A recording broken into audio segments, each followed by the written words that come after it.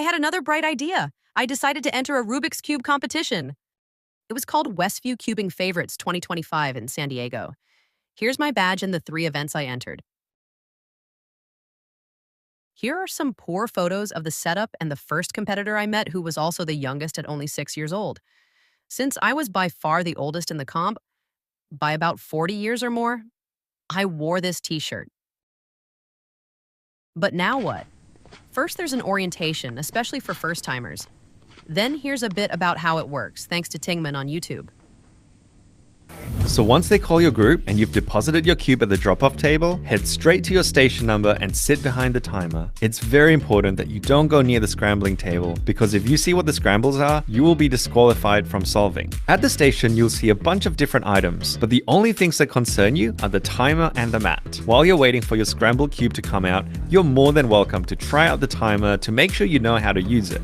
If it isn't already, turn it on. And if it isn't already, reset the time to 0. To start the timer, place both hands on these pads, wait until the light goes green, which takes about a second, then lift your hands off. Notice the time immediately begins. And once you finish the solve, place both hands on the pads again, and the time will stop. It's pretty cool.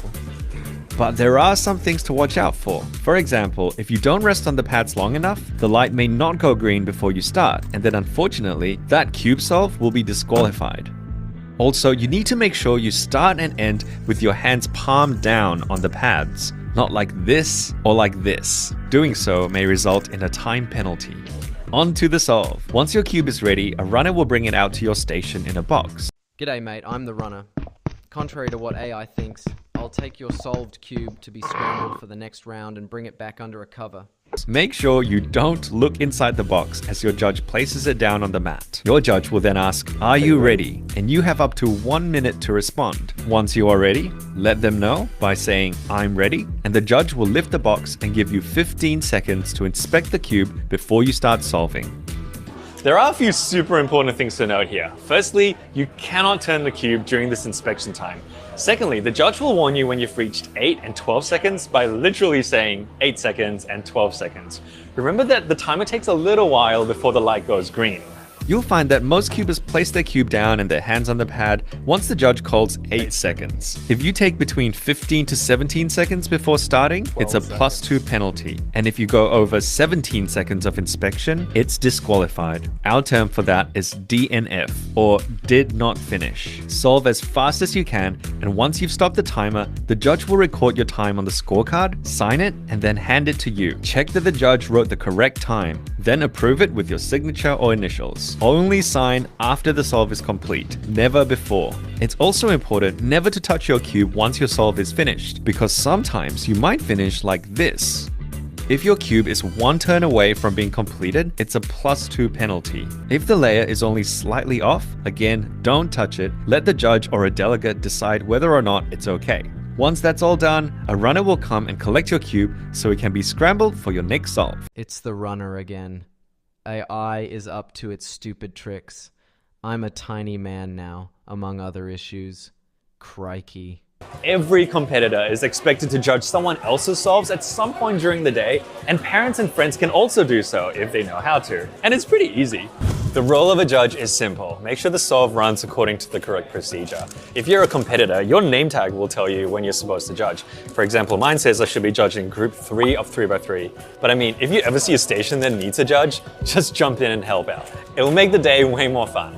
Let's look at the 3 phases of judging: before, during, and after the solve. Before the solve, make sure the station is totally ready for the competitor. Reset the timer to 0, make sure the mat is clear, and even check that you know how to use the stopwatch. Once the runner gives you the cube, handle it carefully. Remove the scorecard, quickly check that the cube is scrambled, making sure that the competitor does not see the cube at all as you place it down on the table with the cover. Don't slam it down in case it damages or turns the cube. Look how this judge uses both hands to support the cube as it's placed down. Now that everything's in place, it's time for phase 2, the actual solve. Once the competitor looks settled, grab your stopwatch and ask, "Are you ready?" Are you ready?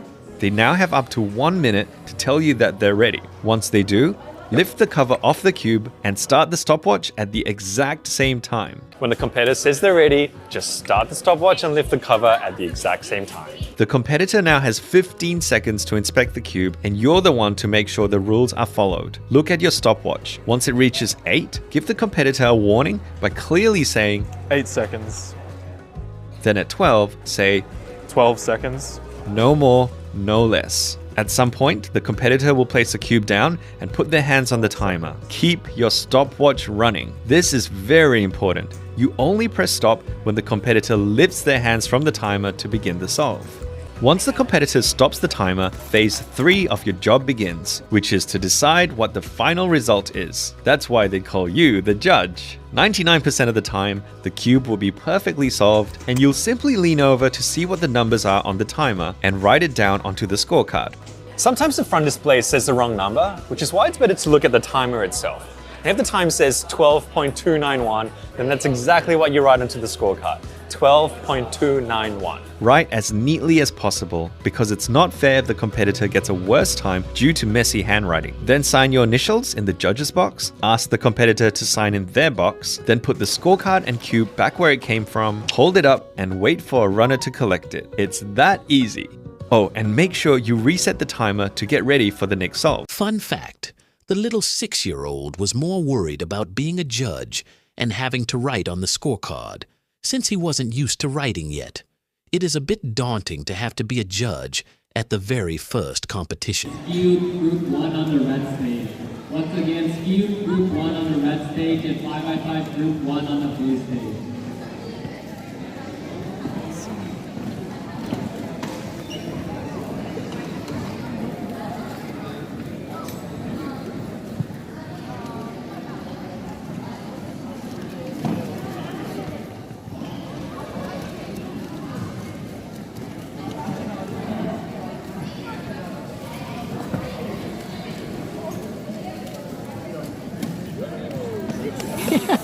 This is Graham Siggins from San Diego.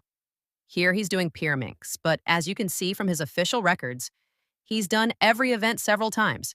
He's most known for his blindfolded solves. Look at these times. A 4x4x4 cube blindfolded in a minute and a half. A 5x5x5 cube blindfolded in under 3 minutes. And most impressively, in multi-blind, he solved 62 3x3x3 cubes in under an hour, blindfolded. He is currently working on a 12x12x12 blind. Just for fun, here are 2 of the top cubers in the world in the final round of the 2023 World Championship. I can't even scramble a cube that fast. 7-4. But now, the #1 in the world, Yang Wang from China, will show us how it is done. But the first solve, he doesn't deliver. 6.1, he cannot be happy with that because that's not good enough to win World Championships. Let's see how Ruhang does on his second solve with an amazing turn speed. Oh my god. And that is a 5.21, and it even looks so much faster. Yang on his second solve has to deliver if he wants to win Worlds. And it seems like he will do exactly that with a 4.72. He's not too happy with that because he's so used to getting sub-5 singles. Because guys, he has a 4.4 world record average. Ruhang on his third solve can still podium or even win if he delivers on the last few solves. And that's a bad luck up, a 5.91. He's not happy with that, but it's still sub-6. Let's see what Yang does on his third solve. If he gets a good single right now, his 4.72 might count. That's a great start. 4.61. That's a counting 4.72. No emotions, just pure focus. Fourth solve for Ruhang.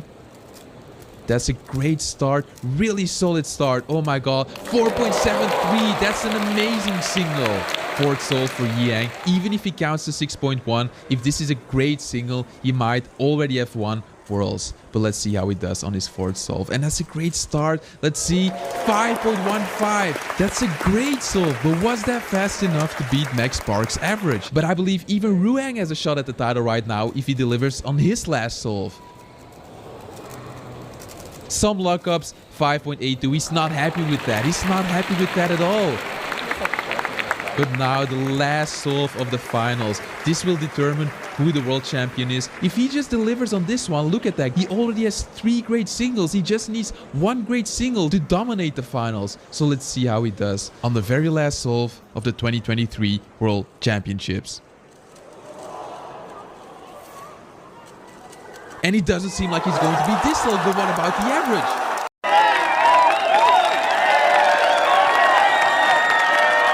Well, it took a lot of courage for me, but I did it. It reminded me of my robotics classes several years ago when everyone else in the group was under age 12. So, how did I do?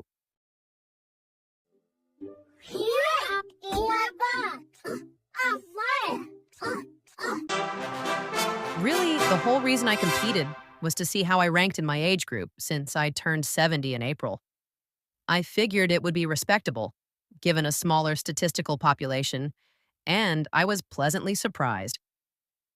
Once the official results were published, I saw that I was now ranked first in the US and second in the world in the 5x5x5. Sweet! And for the 2x2x2, fourth in the US and ninth in the world. And for the 3x3x3, a decent fifth in the US and 13th in the world. I doubt I'll ever do it again, but I'm glad I did it at least once. Wahoo!